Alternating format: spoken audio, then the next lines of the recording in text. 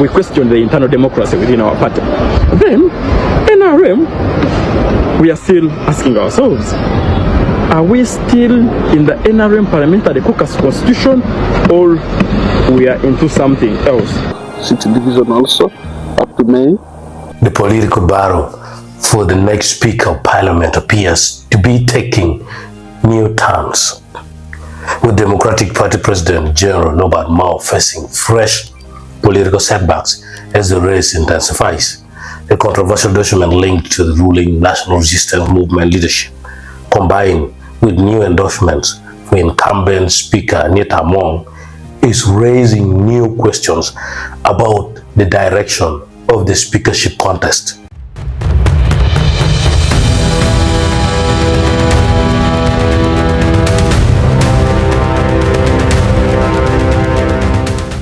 A resolution from the NRM Central Executive Committee dated February 20, 2026 indicates that the party leadership reaffirmed its earlier position to maintain the current parliamentary leadership. According to the document, the names of the incumbent Speaker Anita Mong and Deputy Speaker Thomas Taibwa are to be forwarded to the NRM Parliamentary Caucus for adoption as the party's official candidates on the floor of Parliament. If confirmed by the caucus, the move would significantly strengthen the incumbent's position ahead of the election of the Speaker in the upcoming 12th Parliament.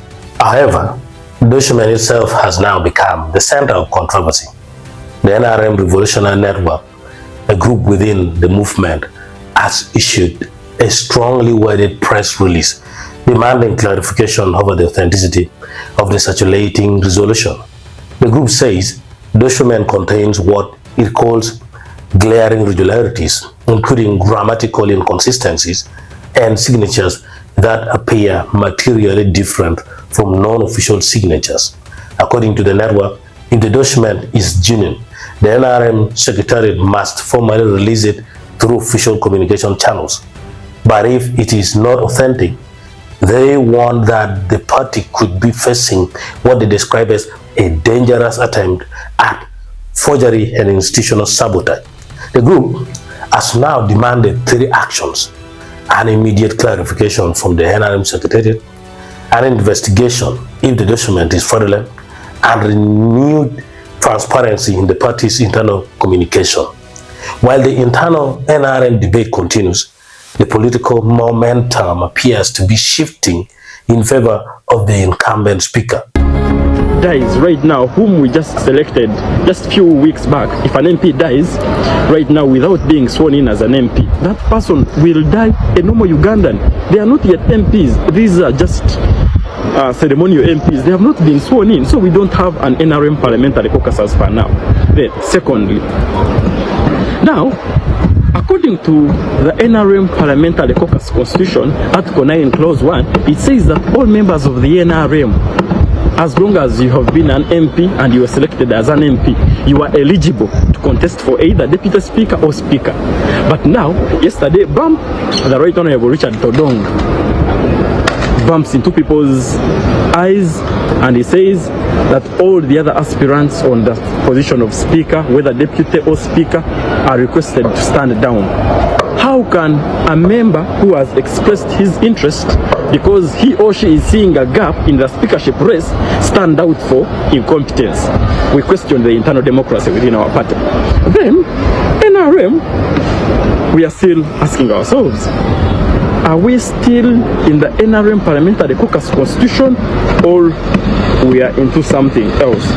Because, as per now, SEC has already even endorsed the other speakers when people have not yet expressed interest. Then, there is something.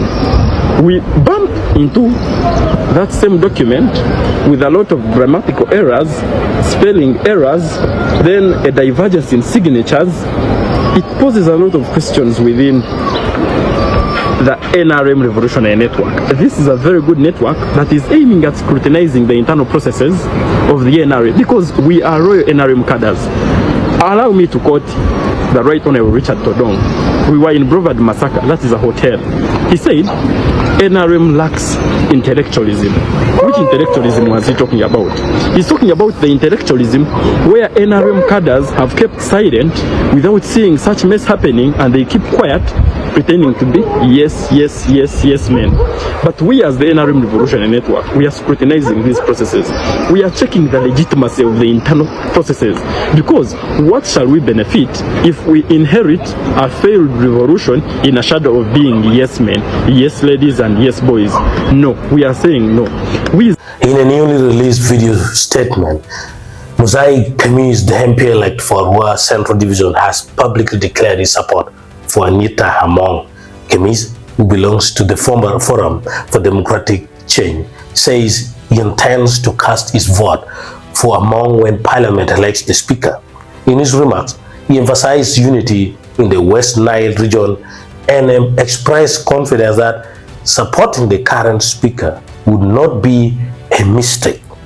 Kemis defeated the NRM candidate Jackson Antima in the January 2026 election and previously served as the mayor of Arua Central Division. Thank you very much. My name is Muzaid Kemis, the member of Parliament elect Arua City Central Division,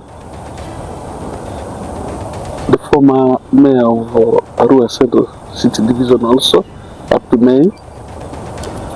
As one of the newly elected member of Parliament, and I will be having a role of electing a Speaker to run the Parliament. I want to say that I am affiliated to Forum for Democratic Change, and you know, birds of the same feather one time flock together. I knew Honorable Speaker those days when we were trying to still do the work, and I much believe I'm not going to regret that single vote if I'm going to give it to her when the right time is going to come for her to contest as the Speaker of the Parliament. And I much believe the rest of my colleagues, for sake of West Nile, for the unity of West Nile, and we will have to do it together. And that single honor vote is there, and it is awaiting for that particular time for me to cast it. Thank you. His endorsement is notable because it comes from outside the ruling party and signals that the Speaker may be gaining cross-party support ahead of the vote. For Norbert, who has been widely discussed as a potential contender for the Speakership, these developments could represent a significant political blow, with the ruling party leadership leaning toward maintaining the status quo and opposition MPs beginning to publicly endorse the incumbent. The path to the Speaker's chair may be narrowing.